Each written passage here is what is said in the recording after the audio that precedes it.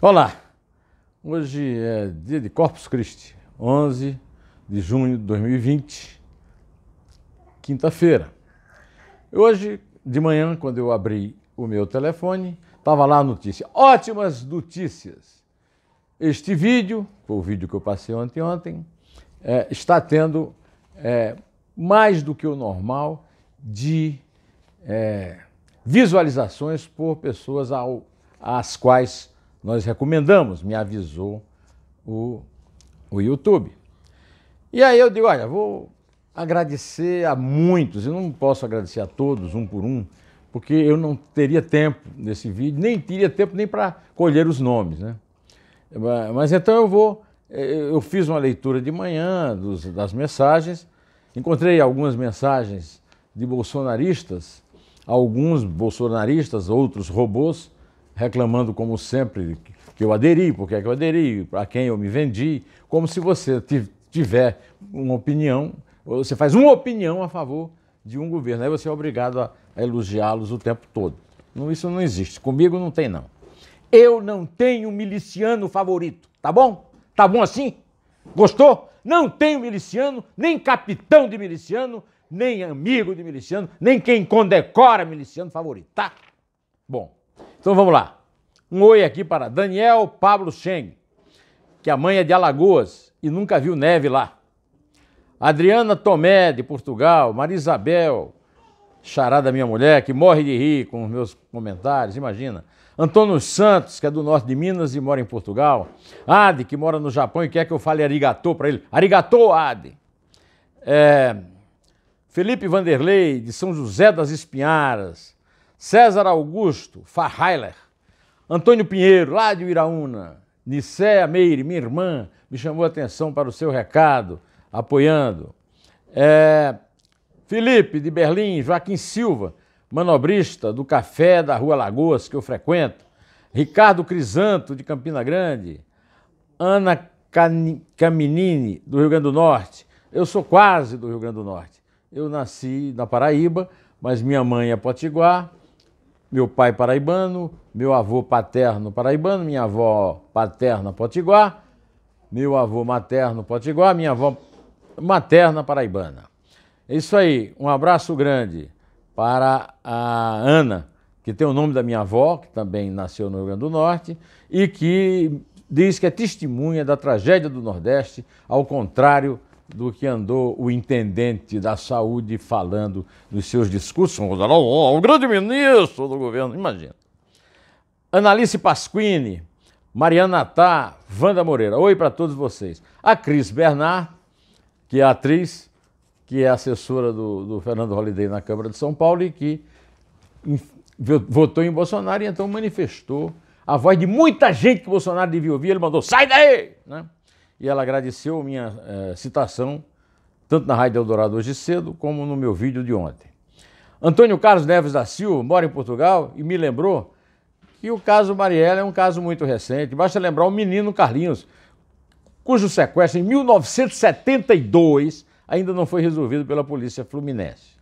Joãozinho Neves, quando o Bolsonaro disse que não é o responsável, quem é? Pois é. Evandro Oliveira, falando de Pazuello e comparando com o Sargento Tainha, da história em quadrinhos do Recruta Zero. E o Ahmed Mohamed, que me pediu para lhe dizer oi porque ele completou os 5.000 likes.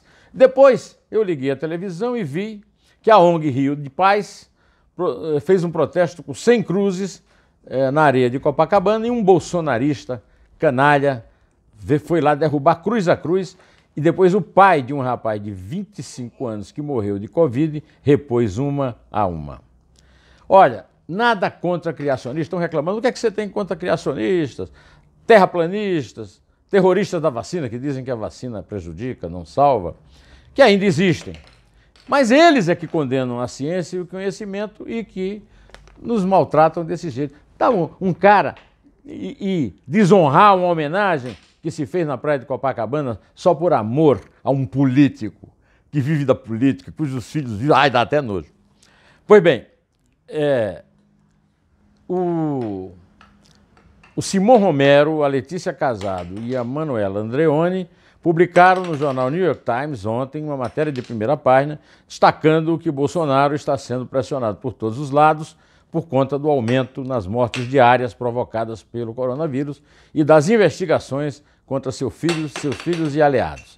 Segundo eles escreveram, a crise cresce de forma tão intensa que algumas das mais poderosas figuras do país estão emitindo alertas de instabilidade, sinalizando que podem tomar o controle e acabar com a maior democracia da América Latina. Hoje, o jornal Washington, isso aí foi na primeira página do New York Times, reação do Bolsonaro e dos bolsonaristas. Jornal de esquerda, jornal democrata, olha, não sei se é de esquerda, se é de... nunca ouvi falar nisso. O que eu sei é que é o jornal mais importante do mundo e que lá em Nova York moram os maiores financiadores do mundo. E lendo isso, ele não tem nenhum estímulo para investir no Brasil. E mais, já começam a circular notícias sobre ações de investidores e acionistas contra negócio com produtos agropecuários no Brasil. O agronegócio é o melhor, né? É o mais competente do mundo brasileiro, mas agora está tendo esse inimigo, o mundo, chamando o Brasil de país contaminado, e a verdade é que é. O jornal Washington Post deu também na primeira página, o Washington Post é o jornal que fez o Watergate, o escândalo dos Pentagon Papers, né? E publicou uma reportagem intitulada Favelas do Brasil negligenciadas pelo governo organizam sua própria luta contra o coronavírus. Eu quero aqui também comemorar o voto do ministro do Supremo Tribunal Federal, Edson Fachin, que fez um relatório de uma ação movida pelo Rede Solidariedade, pondo em questão o inquérito das fake news. O ministro votou dizendo que atentar contra um dos poderes, incitando o seu fechamento, incitando a morte, incitando a prisão de seus membros, incitando a desobediência a seus atos, ao vazamento de informações sigilosas, não são manifestações protegidas pela liberdade de expressão na Constituição da República Federativa do Brasil. Não há direito do abuso do direito. E eu vivo dizendo isso aqui, tem nada a ver com liberdade de expressão. Liberdade de expressão é uma palavra, uma expressão, duas palavras que Bolsonaro não devia usar. Devia lavar a boca com sabão de coco antes de usar 40 segundos, como recomendam as epidemiologistas. Pois bem, por falar no Bolsonaro, ontem, às 10 horas da noite, que é para o Jornal Nacional não dar notícia, e é preciso explicar a esse cavalheiro que a liberdade de expressão é do público, não é do canal, não é do jornalista. Como é que eu posso classificar um cara ignorante desse jeito, né? Pois bem, ele anunciou que vai criar o 23º Ministério, vai desdobrar da pasta de Ciência e Inovação o Ministério de Comunicações e vai dar a um deputado que, segundo todos os comentaristas que eu vi hoje, é um bom rapaz, investe na pacificação, pode ter uma boa influência. É um rapaz chamado Fábio Faria, do PSD, do Kassab, no Rio Grande do Norte. O Kassab foi ministro da Dilma até o último dia dela. Ela caiu, no dia seguinte ele era ministro das comunicações, aliás, da ciência, da inovação e das comunicações no governo que o PT disse que era golpista de Michel Temer. De qualquer maneira, o Kassab disse que não tem nada a ver com isso, que foi uma decisão pessoal do Jair Bolsonaro e para contemplar com esse posto o genro de Silvio Santos. E aí, meus amigos, eu não vi ninguém criticar isso, pois eu vou criticar.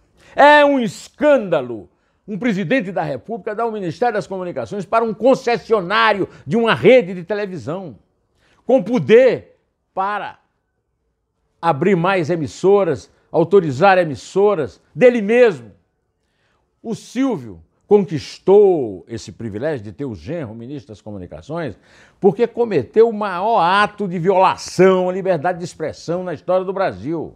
O Silvio tirou do ar o jornal do SBT para não deixar que ele desse a notícia daquela reunião de porão, de garagem, de mafioso de Chicago, nos anos da Lei Seca, uma história Nem em ditaduras nós temos uma história semelhante a essa. E agora ganha para o genrinho, um genro do baixo clero, e cuja única qualidade, se é que isso é qualidade, é conseguir se comunicar com o capitão das milícias, Jair Bolsonaro.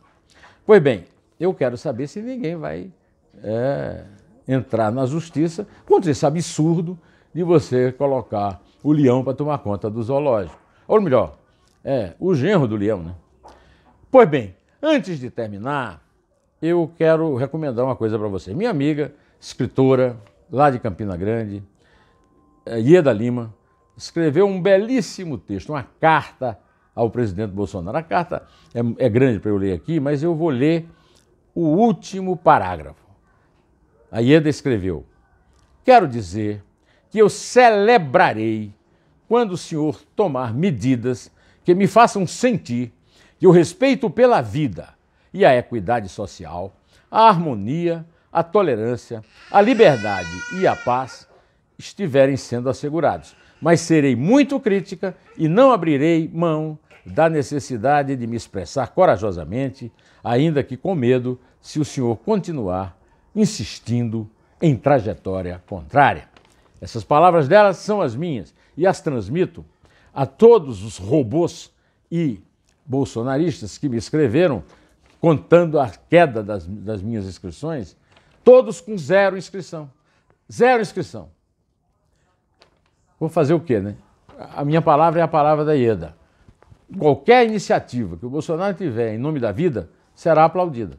Qualquer iniciativa confirmando que ele é o anjo da morte, um capitão de milícias, vai ser criticada. Nada de diferente do que eu fiz a minha vida inteira. Passei 40 anos combatendo o PT, quando o Lula tinha 80% de popularidade. Não vai ser agora que eu vou afinar para um presidente que está vendo seus votos se esvaírem pelo ralo.